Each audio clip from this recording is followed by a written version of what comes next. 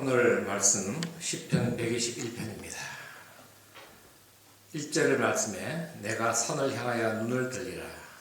여기서 나와서 제목은 산을 향하여 눈을 들리라 하는 말씀에 저와 여러분이 은혜 받기를 바랍니다. 지난 시간에 이 시편 73편에 대해서 우리가 배웠는데 제가 이렇게 건설하다 보니까 이 시편을 인생의 요절로 삼는다는 그런 분들 꽤 많더라고요. 세계적으로 유명하신 분들도 있어요. 어떤 분이 있냐면은 우리 신학계, 특히 칼빈주의 신학에서 아주 유명한 세계 3대 칼빈주의 신학자 중에 한 분인 네덜란드 신학자 아브라함 카이퍼. 이 사람은 아브라함의 네덜란드의 총리까지 지내신 분이고 암스테르담에 있는 자유대학을 설립하신 분이에요. 그래서 지금은 네덜란드의 암스테르담에 있는 자유대학교 출신들이 신학자들이 상당히 많습니다. 이분이 자기는 인생의 좌우명을 시편 73편 28절로 삼았다. 그렇게 쓴 글을 읽어봤습니다. 하나님께 가까이함이 내게 복이라. 내가 주 여호와를 나의 피난처로 삼아 주의 모든 행적을 전파하리이다. 그래서 제가 이 말씀에 은혜를 받고 2022년 새해를 맞아서 우리 미국에 있는 우리 아들들, 며느리들한테도 2022년 우리 가정의 인생 요절은 이거다 하고 보냈습니다. 하나님께 가까이함이 내게 복이라. 근데 사람들은 이 하나님께 가까이함이 복인 줄 모르고 다른 엉뚱한 데서 복을 많이 찾고 있다 그러죠. 야고보서 4장 8절에 보면 이런 말씀이 있습니다. 하나님을 가까이 하라. 그리하면 너희를 가까이 하시리라. 우리가 하나님께 열심히 가까이 하면 좋은 점이 하나님이 우리와 가까이 하신다는 거예요. 이건 성경이 정리하고 있어요. 성경에 나오는 모세라든지 아브라함이라든지 모든 사람들 보면 하나님을 가까이 하려고 조금만 노력해도 하나님이 그냥 가까이 오시는 거예요. 그래서 우리는 항상 하나님을 가까이 하는 것이 내게 복이다 하는 것을 깨달으시는 순간 여러분들은 아주 성숙한 그리스도인이 된 줄로 믿습니다. 시편 1장 1편 1절에 이런 말씀이 있죠. 복 있는 사람은 악인들의 꾀를 따르지 아니하며 죄인들의 길에 서지 아니하며 오만한 자들의 자리에 앉지 아니하고 2절 말씀에 오직 이와 율법을 즐거워하여 그 율법을 주야로 묵상하는도다. 이 3절 말씀이 참 중요합니다.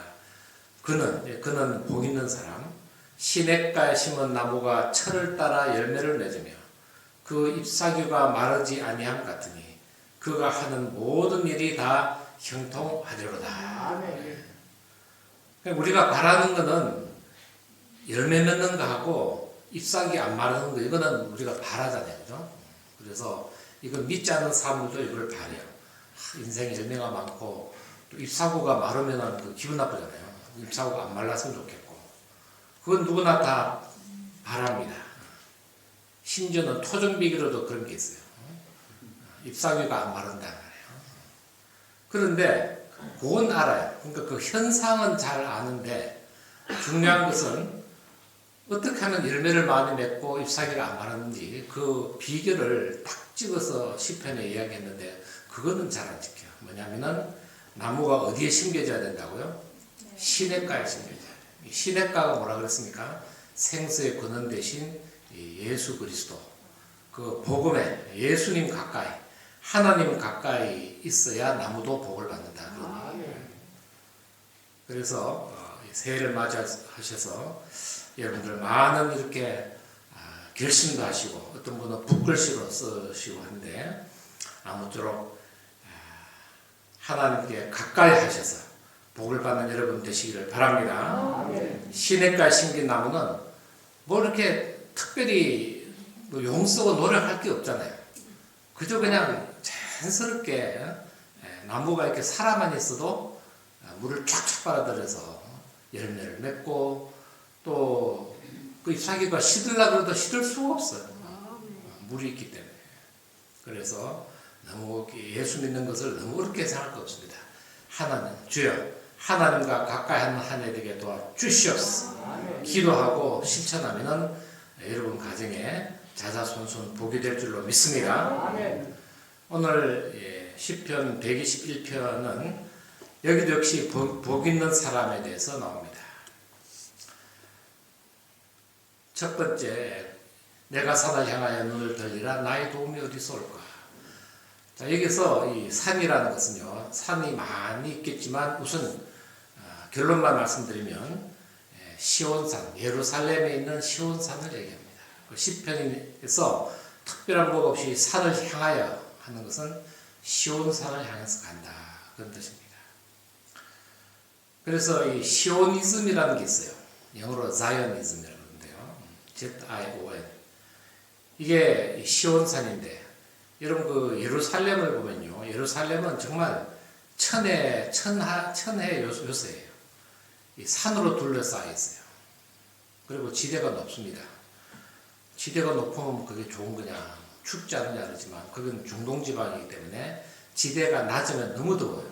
근데 예루살렘은 옛날부터 이 높이가 좀 있어서 산 위라서 시원하고, 그래서 이 아라우나라는 사람이 타작마당으로 제일 먼저 그 틀을 샀어요. 그런데 다윗이 그 아라우나라는 그 농부를 찾아가서 돈을 주고 그 틀을 하나님의 성전을 쓰려고 산 줄로 믿습니다. 왜냐하면 유대인들은 하나님으로부터 조상 대대로 물려받은 땅은 가나안 땅에서 하나님 앞에 제비를 뽑아서 받은 땅이기 때문에 왕이라고 해서 뺏어가면 안 됩니다. 아합 왕이 나봇의 포도밭을 그냥 강탈해서 뺏었다가 하나님께 큰 저주를 받고 결국은 비참하게 죽잖아요. 하나님은 그걸 용납 안 하셔. 그래서 이 다윗은 기도하고 이렇게 산을 바라봤더니 너무너무 좋은 거예요. 시원하고 습기가 없고 옛날부터 타작마당으로 그냥 완전 그냥 다른 집에서도 다 이렇게 수확해서 다 말리러 아라우나를 찾아와가지고 거기서 다 말렸단 말이죠. 그래서 그 산 중에 산이 많은데 예루살렘이 그 중에서 다윗이 자기 궁전을 지은 산이 시온산이에요. 그리고 시온산 바로 옆에가 성전입니다. 거의 붙었습니다. 그래서 우리가 시온산을 향하여, 그러면은 예루살렘 성전을 향하여, 하나님을 향하여, 그런 뜻인 줄 믿습니다. 그래서 내가 산을 향하여, 예루살렘에 있는 시온산을 향하여 눈을 들리라. 나의 도움이 어디서 올까? 나의 도움은 천지를 지으신 여호와에게서로다. 그렇게 되어 있어요. 여기서 이 거룩한 산 시온산에 대해서 시편에 많이 노래하고 있는데, 대표적으로 시편 48편 1절에 보면 여호와는 위대하시니 우리 하나님의 성 거룩한 산에서 극진히 찬양 받으시리로다. 아멘. 그런 말이 있고요. 시편 20편 1절에서 2절 보면 환난 날에 여호와께서 내게 응답하시고 야곱의 하나님의 이름이 너를 높이 드시며 성소에서 너를 도와주시고 시온에서 너를 붙드신다. 그래서 우리가 이 성전을 사랑하고 성전에 나와서 기도하면은 하나님의 붙들어 주시는 복을 받는 줄로 믿습니다. 이 3절에 보면 어떤 말씀이 있습니까? 여호와께서 너를 실족하지 아니하게 하시며 너를 지키시는 이가 졸지 아니하시리로다. 그래서 산을 향하여 내가 눈을 들어 봤더니 맞아, 예루살렘 성전이고 예루살렘 성전은 하나님이 붙드시고 계셔. 그래서 하나님이 나의 생에 친히 오셔서 나로 실족하지 않게 하시고 또 졸지 아니하시고 나를 지켜주신다 하는 거죠. 4절에 이스라엘을 지키시는 이는 졸지도 아니하시고 주무시지도 아니하시리로다. 여러분 그 알라스카의 이 해안이 아주 아름다워서 미국 사람들이 알래스카 해안을 보러 많이 관광을 왔어요. 미국 사람뿐만 아니고 많은 사람이 이제 갔는데 거기는 그냥 완전히 청정 지역입니다. 그래서 이 알래스카의 그 해안에는 물개도 많이 살고요. 하여튼 그 아름다운 해안인데 어느 날 이 엑슨 모빌에 근무하는 유조선을 운전하는 어떤 선장이 그 알래스카에는 그 유전이 있어서 기름이 많이 나서 알래스카에서 기름을 유조선에 만 땅을 싣고 이제 남쪽으로 가는 일이 많은데 하도 이제 자주 왔다 갔다 하니까 이 선장이 술을 잔뜩 먹고 이 까이거 술 먹어도 갈 수 있는 거 널러 가면서 술을 먹고는 그냥 운전을 하다가 어떻게 잘못돼 갖고 해안에 충돌했어요. 유조선이. 그래가지고 유조선 만땅 가면 그게 다 쏟아져 가지고 그 아름답던 해안이 완전히 이제 기름 범벅이 된 사건이 일어났습니다. 그런데 하나님은 졸음 운전을 하실까요, 안 하실까요? 여러분들이 기도를 했는데 내가 잠깐 졸았다, 다시 해라, 못 들었다. 그런 분일까요? 우리 한마디 한마디를 졸지 않고 다 들으실까요? 다 들으시죠. 예, 아멘. 예. 그러니까 하나님은 말씀을 주실 때 인간들이 이해하기 딱 좋도록 이렇게 주시는 거예요. 기도하면 내가 졸지 않는다. 졸지 않고 들을 테니까 무슨 문제가 있든지 기도해라. 그런 말씀이잖아요. 여호와는 너를 지키시는 이시라. 여호와께서 내 오른쪽 그늘에서 내 그늘이 되시나니. 여기는 중동 지방이기 때문에 낮에 일을 할 때 제일 그 애로사항이 그늘이 있어야 돼요. 근데 하나님께서는 우리 오른편에 항상 그늘이 되셔. 그래서 우리가 막 더운 날에 땀을 뻘뻘 흘면서 일을 할 때도 하나님의 그늘 속에 들어가면 시원하게 해주신다는 겁니다. 6절 말씀에 낮에 해가 너를 상하게 하지 아니하며. 그래서 중동 지방에서는 일사병이 많습니다. 그래서 너무나 더운 지방이다 보니까 오래 이 햇빛 아래에 있으면은 이 일사병이 걸리죠. 그래서 낮에 해가 너를 상하지 아니한다는 얘기는 우리가 어떤 무슨 일을 하다가 해 때문에 해에 많이 노출되어서 너에게 불행한 일이 일어나지 않도록 지켜주고 밤에 달도 너를 해치지 아니하리로다. 이 말이 여러분 이해가 잘 안 되죠. 아니 밤에 달은 우리가 보름달 하면 보름달에 이 추석날 소원도 빌고 뭐 그러잖아요. 그러니까 이 달이 우리를 보호하지 않느냐 뭐 그런 생각인데 달이 너를 해치지 않는다. 이해가 잘 안 되죠. 그런데 이 서양 사람들은요 태양은 좋은 신이고 달은 나쁜 신이다. 그런 믿음이 있었어요. 네. 예수님 하나님 믿기 전 얘기죠. 그래서 고대 근동지방에서는 뭔가 사람이 달밤에 나가서 체조하고 뭐 달밤에 나가서 막 싸돌아다니면 이 달의 음기를 받아서 나쁜 신이기 때문에 사람이 이제 머리가 헷가닥 돈다 이렇게 생각했어요. 그래서 정신병을 영어로 루나틱이라고 해요. 정신병자 루나틱. 루나 하는 것은 달이라는 뜻이거든요. 그러니까 달을 너무 쐬어서 사람 머리가 돌았다. 그런 거예요.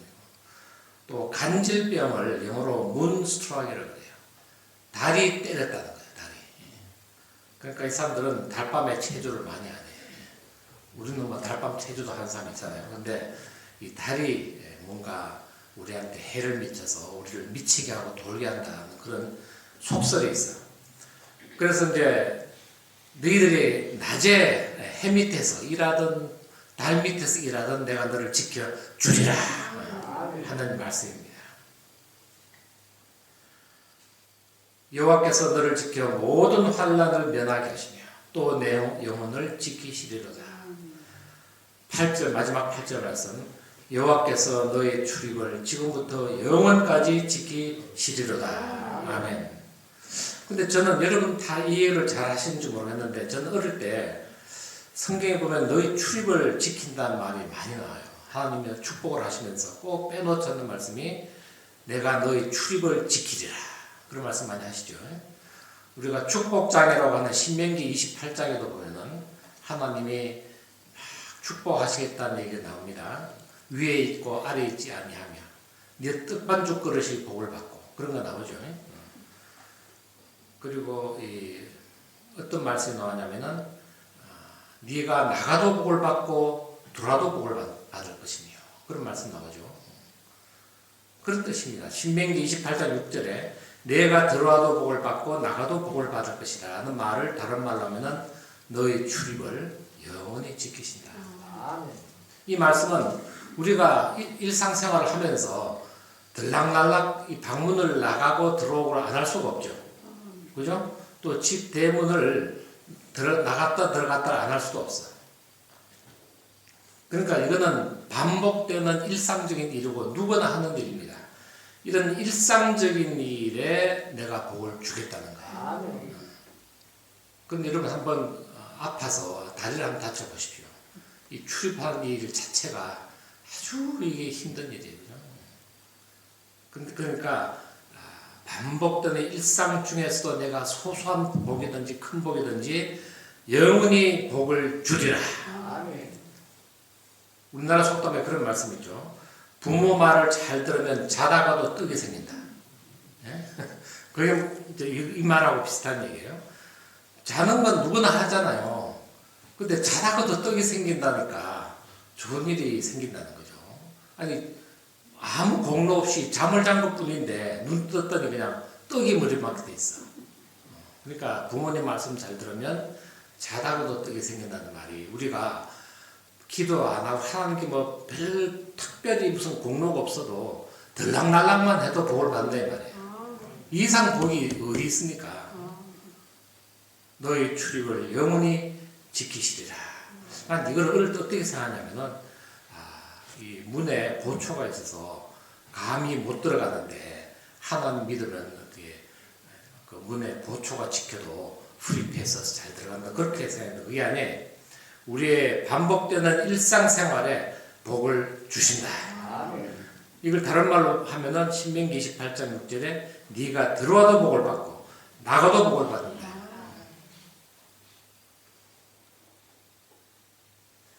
이런 복을 주겠다는 것이니까 이 시편 121편도 아주 만만치가 않죠. 어마어마한 참 이 복일 것 같은데 시편 121편이 어떻게 쓰여졌는지 그 유래를 제가 여러분께 설명을 합니다. 이것은 그 한마디로 포로로 유대 백성들이 예루살렘이 이제 바벨론으로 느부갓네살 왕이 쳐들어와서 주전 586년에 예루살렘이 완전히 함락되고 성전도 다 파괴되고 성전에 있는 기물들 이런 거 다 뺏어가고 사람들을 그냥 막 엮어서 줄줄 엮여서 뭐 왕부들도 막 질질 끌고 그리고 이제 제사장들 좀 똑똑한 사람들 다 그냥 잡아다가 몇천 명을 이제 몇만 명을 바벨론으로 끌고 간 그 사건 이후로 거기 가서 몇 년 살았냐면 포로 생활을 70년을 살았어요. 70년 동안. 그런데 주전 586년에 어떤 일이 있었냐면은 처음엔 바벨론으로 끌고 갔는데 이 바벨론이 또 나라가 망했어요. 몇십 년 후에. 그래서 갑자기 페르시아라는 나라가 다시 싹 차지를 하면서 주인이 바뀌었어. 그 주인이 바뀌어도 노예는 노예예요. 그래서 야, 이번 주인은 지난 주인보다 좀 좋아야 될 텐데 했는데 페르시아 왕 고레스라는 영어로 사이러스 이 고레스 왕이 딱 BC 586년 주전 586년에 딱 황제로 취임을 하면서 제1성이 너희들 포로로 끌려온 이스라엘 백성들 너희들 나라로 포로에서 풀려나서 다 돌려보내겠다 하는 선언을 합니다. 이것이 고레스 왕, 페르시아 고레스 왕의 칙령이에요. 그래서 이 말씀이 어디 있는가 그거를 찾아보시면 역대하 36장 22절에서 23절 제가 읽어볼게요. 잘 들어보세요. 바사의 고레스 왕 원년에 고레스 왕 원년이라는 것은 BC 538년입니다. 여호와께서 예레미야의 입으로 하신 말씀을 이루시려고 여호와께서 바사의 고레스 왕의 마음을 감동시키시며 그가 온 나라에 공포도 하고 조서도 내려 이르되 하늘의 신 여호와께서 세상 만국을 내게 주셨고 나에게 명령하여 유다 예루살렘의 성전을 건축하라 하셨나니 너희 중에 그의 백성된 자는 다 올라갈지어다. 너희 하나님 여호와께서 함께 하시기를 원하노라. 이 사람이 유대인 왕이 아닙니다. 고레스라는 이 페르시아의 왕이 칙령을 내리는데 뭐 이렇게 유대인 백성들이 뭐 로비를 하거나 뭐 뇌물을 보이는 것도 아니에요. 성경은 뭐라 그럽니까? 누가 그 마음을 감동시켰다고요? 여호와 하나님이 바사의 고레스 왕의 마음을 감동시켜서 온 나라에 공포하고 해서 이제부터는 유다 백성들은 다 자유다. 노예가 아니고 너희들이 예루살렘으로 돌아가라. 그리고 가서는 성전을 건축하래요. 이게 있을 수 있는 얘기입니까? 예를 들어서 우리가 일제시대를 지나고 있는데 갑자기 니혼노 덴노가 일본 천황이 칙령을 읽는 거예요. 우리 조선 인민들은 이 시간 이후로 자유고 일본 사람들은 나쁜 일 했으니 다 본토로 돌아오고 우리가 뺏었던 문화재를 다 돌려주겠다. 그리고 배상금도 주겠다. 이게 일본 천황이 선포한다면 그게 기적입니까 아닙니까?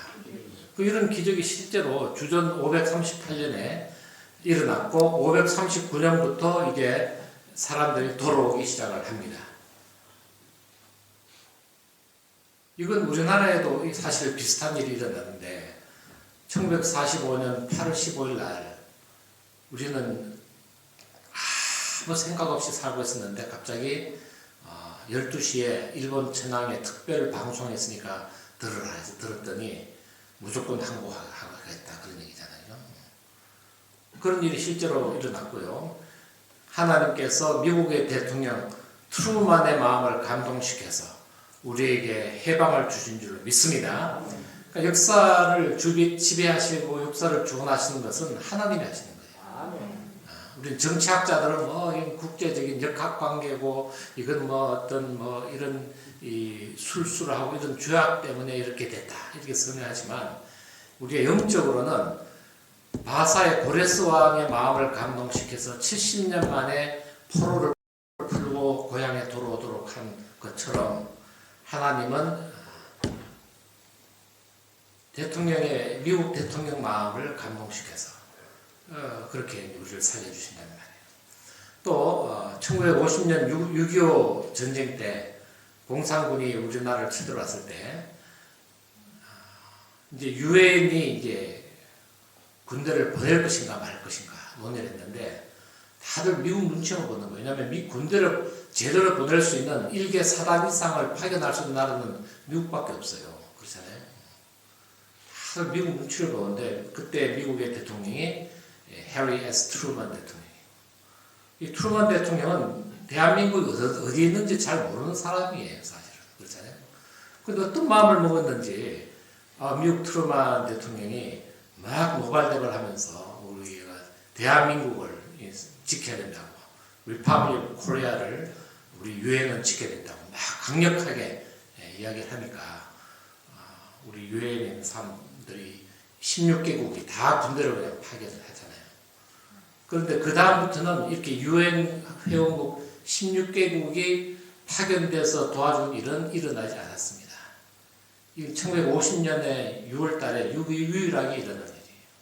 이게 하나님의 역사가 아니고 뭡니까?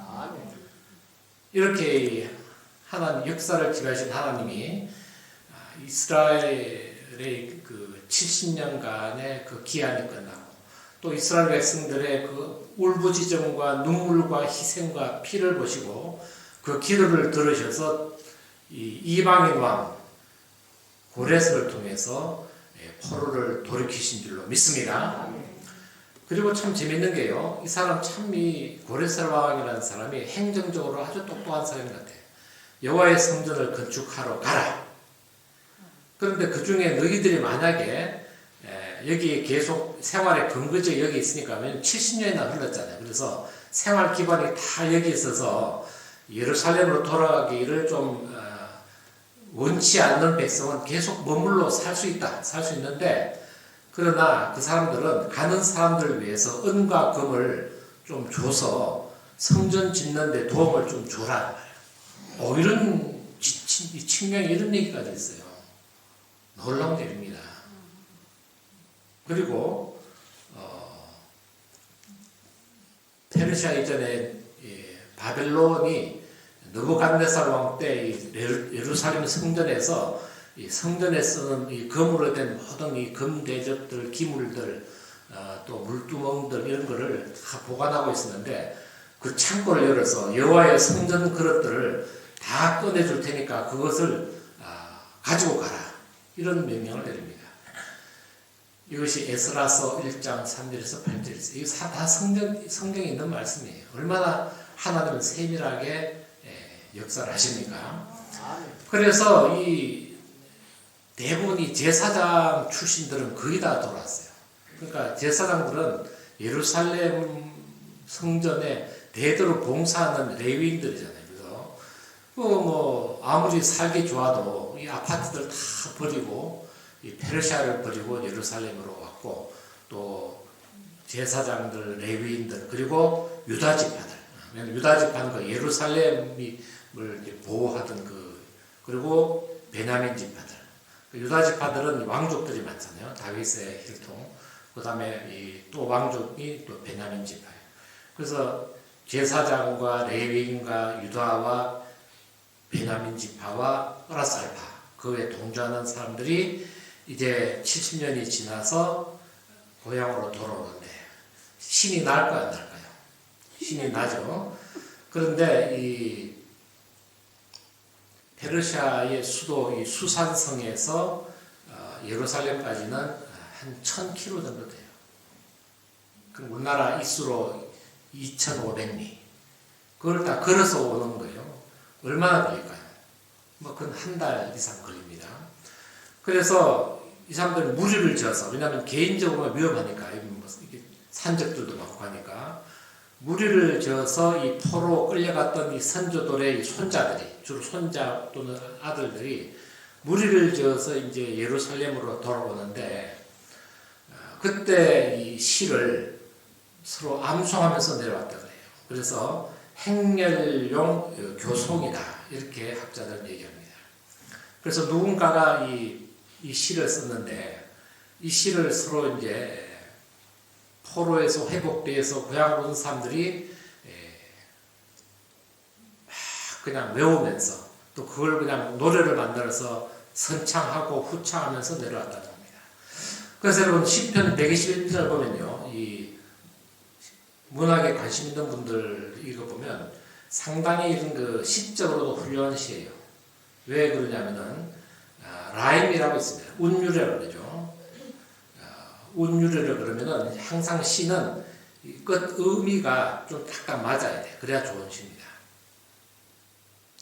예를 들면 우리나라 김소월 시인이 쓴 진달래꽃이 있습니다. 나보기가 역겨워 가실 때에는 말없이 고이 보내 들이 오리다. 영변약산 진달래꽃 아름 따다 가실 길에 뿌리 오리다. 이 딱딱 맞잖아, 끝이. 가시는 그름그름 놓인 그 꽃을 사뿐히 절여밟고 가시옵소서. 이건 안 맞아요. 근데 100% 맞으면 또 재미가 없어. 안 맞는 절도 있어야 돼. 그리고 마지막 단, 나보기가 역겨워 가실 때에는 죽어도 아닌 눈물 흘리오리다. 흘리란 말입니까? 안 흘린단 말입니까? 그러면 이 노래를 듣는 사람 누군지 모르겠어요. 어떤 남자인지 모르겠지만 이 소리를 들으면 죽어도 아닌 눈물 흘리오리다. 이 대목에서 가던 발걸음을 멈출 수밖에 없죠.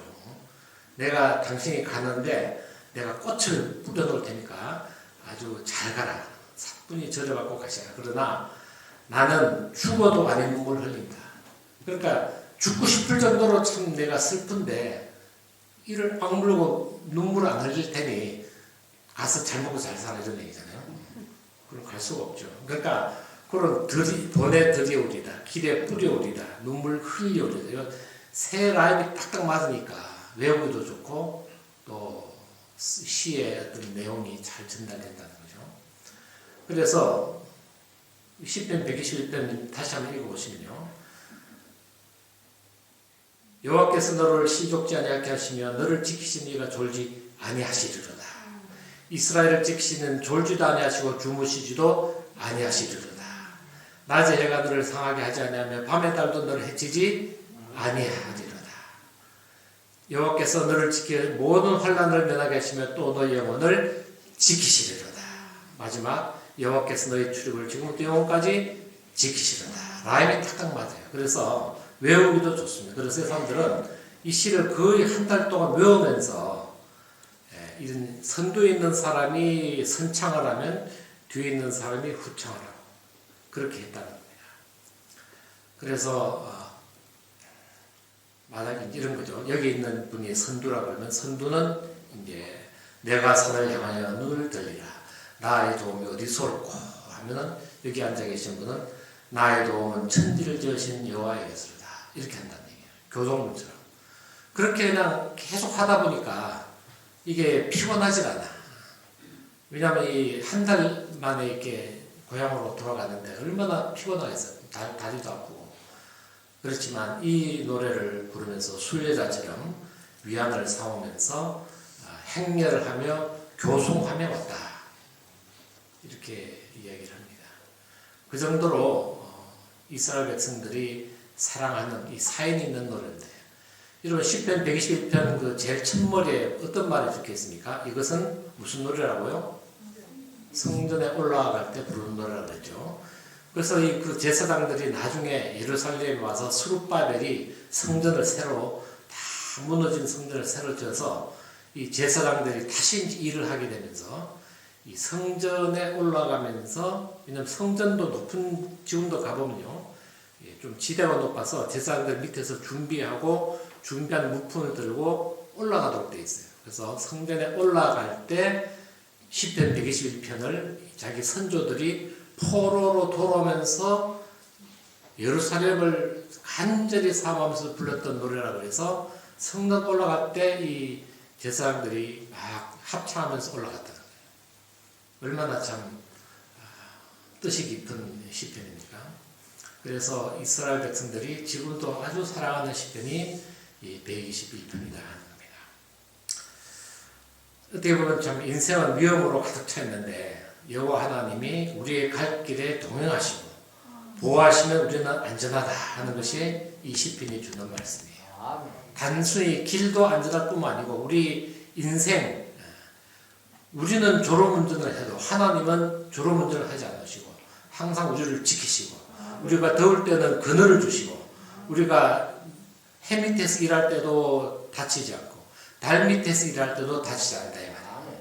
그리고 우리의 출입을 지금부터 영원까지 지킨다. 우리가 그냥 들락날락만 해도 복이 도른다 그런 얘기죠.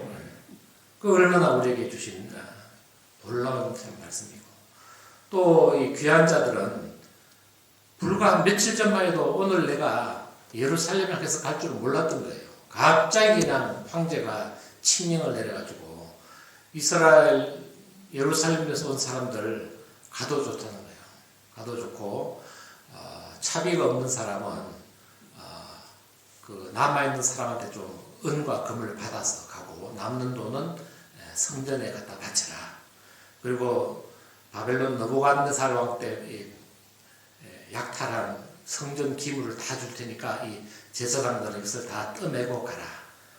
얼마나 이게 정말 신나는 노릇입니까? 그래서 이 시가 여러분 인생에 정말 사망의 음침한 골짜기를 다닐 때라도 이 시가 여러분께 큰 위로를 주시기를 간절히 바랍니다.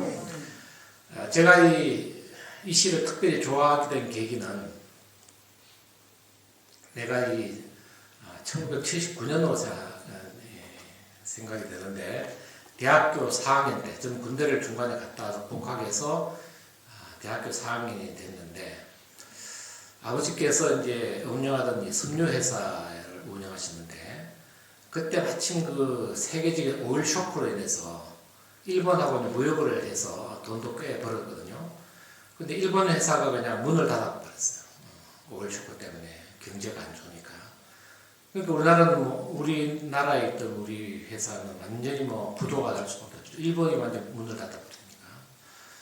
그래서 아주 그냥 어려움에 처했고, 저도 대학교 4학년 한 해는 제가 아르바이트해서 벌어서 이 학비를 댈 정도로 참 상당히 좀 어려웠는데, 그런데 저는 이제 그때까지 꿈이 뭐였냐면 졸업 후에 해외 유학을 가서 내가 하나님이 참 뭘 위해서 내가 학자로서 잘 봉사하기 위해서 유학을 이제 준비를 하고 의학을 열심히 하고 이제 4학년 이제 1학기, 2학기만 마치면은 이제 어드미션 받아서 입학 허가서 받아서 이제 가면 되는 뭐 그런 준비를 하기 위해서 마지막 아주 중요한 해이기 때문에 준비를 열심히 하고 있었는데 갑자기 집안 형편이 그냥 급전직하로 이렇게 달라지기 시작했다는 겁니다.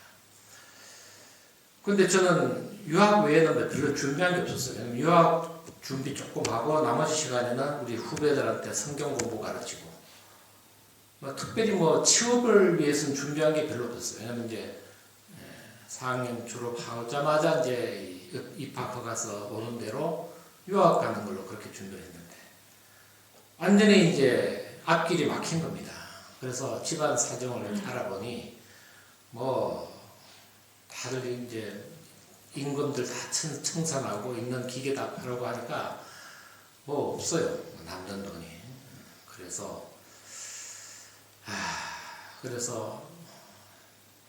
그런데 지금 이제 유학 수속은 계속 밟아야 되는 그런 게 있어서 교수님 추천서가 필요해서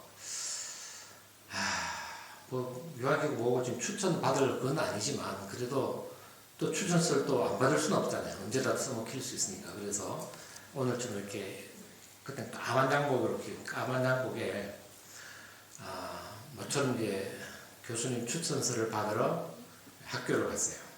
그래서 교수님한테 이제 추천서를 받는데 그분도 이제 독일 유학을 갔다 오신 분이기 때문에 이것저것 물으면서 독일이라 하더라도 미국보다는 적게 들지만 적어도 박사학위를 받으려면 5년, 6년, 7년 이렇게 예상이 되는데 자기도 참 경제적으로 많이 어려웠다. 그래서 장기간 이건 5년이 될지도 7년이 될지도 모르는 일인데 유학 경비는 충분히 준비되어 있는가 물어보더라고요. 사실대로 얘기할 수도 없고 자존심이 있어서 아예 어떻게 준비되어 있습니다. 그래? 그래서 이제 추천서를 받았어요. 그 추천서를 받고 이렇게 나오는데 그러니까 교수님이 뼈 때리는 얘기를 듣고는 더 마음이 이제 심란한 거예요. 지금은 사실 유학을 깨끗하게 포기를 해도 시원찮은 이런 상황인데 교수님 추천서를 받긴 받았는데 이제 언제 갈지 모르잖아요. 그래서 터덜터덜 이제 교정을 나가는데 평소에는 보지 않던 이 산을 보고 싶더라고요. 우리 학교 뒤에 큰 산이 있어요. 아주 명산이고 등산도 많이 가는데 나는 한 번도 올라가지는 못했어요. 그래서 그 산을 되게 실편이 생각이 나서 내가 산을 향하여 눈을 들리라 그랬잖아요. 그래서 산을 모처럼 봤습니다. 나의 도움이 어디서 올까?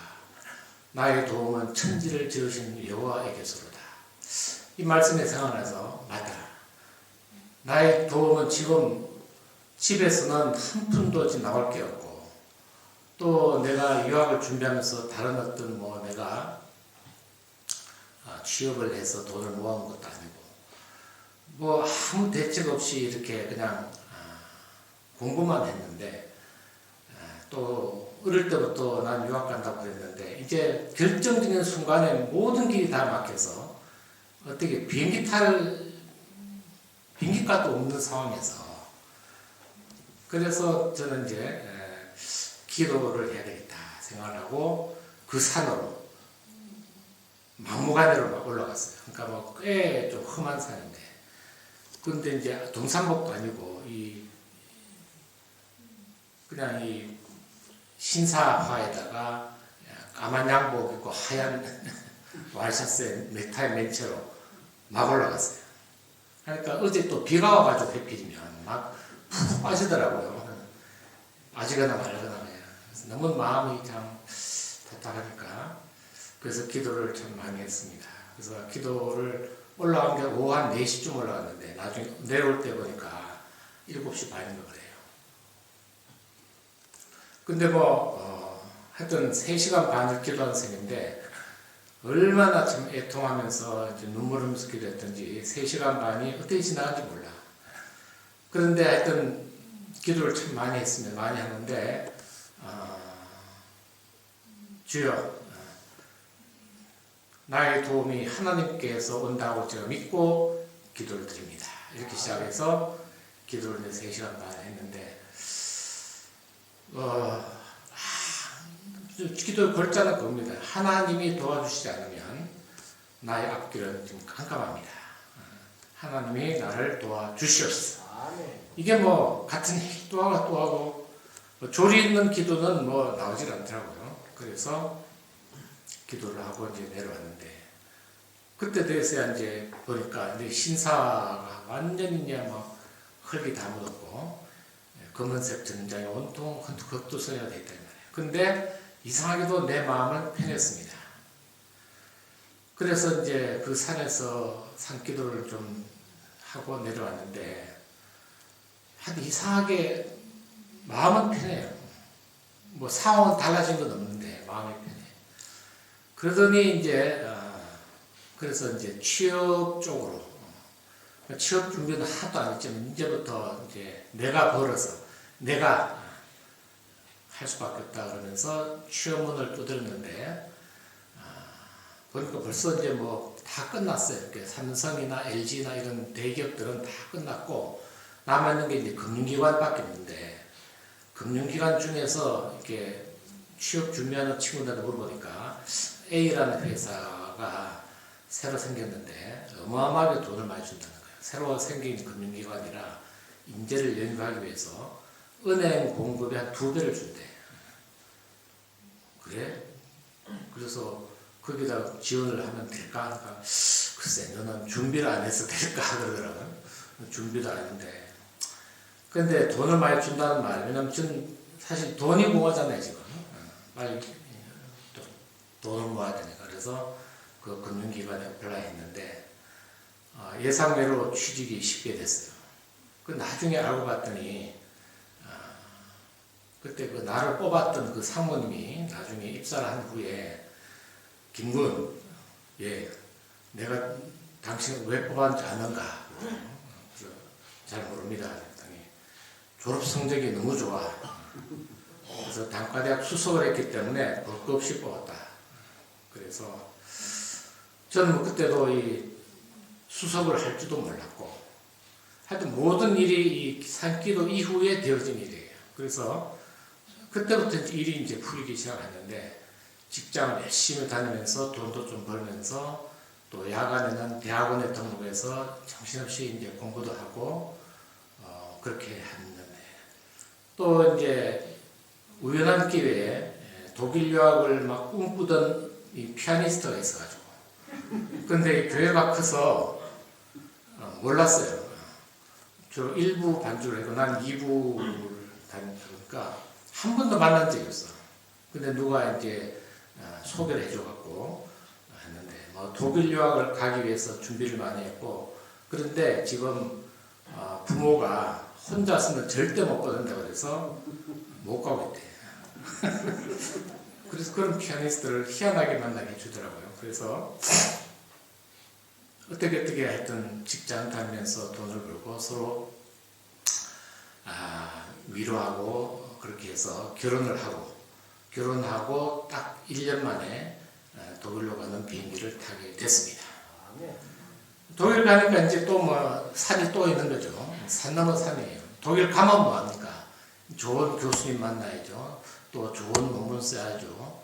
또 어떤 사람은 독일에 갔는데 15년째 공부하는 사람도 있더라고요. 가니까 이건 독일은 교수가 오케이 너 이제 졸업해도 되겠어 하면서 논문에다가 사인을 해줘야 되지. 교수가 사인 안 해주면 그 사람은 20년이 걸려도 졸업을 못하는 거예요. 독일은 그 정도로 교수가 권위가 세요.